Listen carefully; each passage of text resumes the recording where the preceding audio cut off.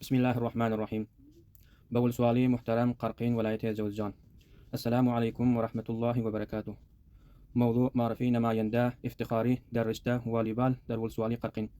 محترما بأساس درخواستي ووردشكارانه بموافقة ولسوالي محترم قرقين وتأييدية فدراسيون واليبال وأحكام مؤرخة 4 6 7 آمرية محترم أولمبيك وتربية بدني ووردش ولاية جوزجان محترم محمد أمين سعيدي فردند عبد السعيد را من حيث نماینده افتخاری در بخش وردش والیبال در این ولسوالی به شما معرفی گردید.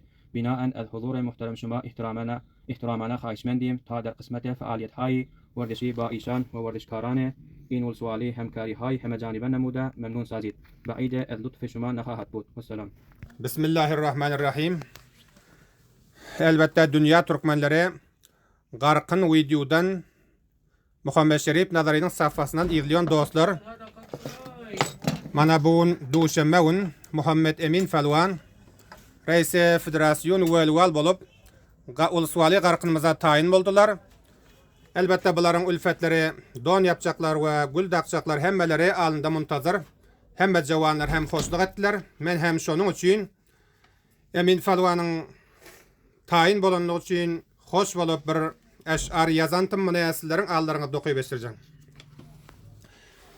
Topçulara reis bolup oturdun. Tebrik bolsun sana Emin Falvanım. Şehadet namanı ele getirdin. Tebrik bolsun sana Emin Falvanım. Hümmetin kemerin bağlap biline. Deste deste gül berdiler eline. Şokluk bilen hizmet ettiğin iline. Tebrik bolsun sana Emin Falvanım. Vazifana adılana durgunun. Sen hemmeni bir beraber görgünün. Jawanlara başlık bolup yörgünün. Tebrik bolsun sana Emin Falvanım. Alından çıktılar hem Qarqın ile. Bulgun jawanların hoş bolup dili. Palvanın boynundan da karlar güle. Tebrik bolsun sana Emin Falvanım. Menin 30 yıllık dostu yarım sen. Kadırdan ülpedim vefadarım sen. Bul aziz ülkeme hizmetkarım sen.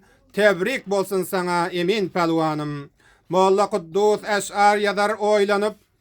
Hizmet ettiğin il üstünde aylanıp. Bulgun reis bolup çıktın saylanıp. Tebrik bolsun sana Emin Falvanım. Assalamu alaikum ve rahmetullah. Aziz hurmatli ildaşlar, yaş ule, yaş kiçi, jawan ve navjawanlar. Görüşüňiz ýany bizler bugün bir hoşluk günde sizlerin huzurunda yol tapdyk.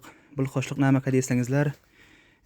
Riyasat Terbiyet Bedeni Welaýety Jowzjan reisi Riyasat Federasyon Welaýety Jowzjan tarafdan bugün Muhammed Emin Falvan ferzandi Hacı Abdul Said jawanlaryň, nawjawanlaryň, yaş ule we yaş kiçilerin intihab edişligi sebeple, tayin edişligi sebeple bu bizlerin içimizde reisi Federasyony Voleyboly Uluswali Qarqyn tayin boldy we bizler Muhammed Emin Falvana muwaffaqiyetlik, salamatlyk we saglyk arzu etdiýäs.